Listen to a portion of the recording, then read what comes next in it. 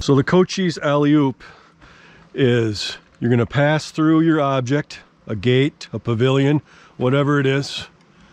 When you get to the other side, start to point towards the sky. And then when you feel that you're above the object's top part of the object, do a big blast of throttle, propelling you backwards while you're bringing your nose back down. Try to stay as close to the object as possible because that creates the greatest effect. And then you come back with the object in view, you're right back in front again. And then what I like to do is I like to mix a trick in. So you come through, you bleep back, and then I like to do a front flip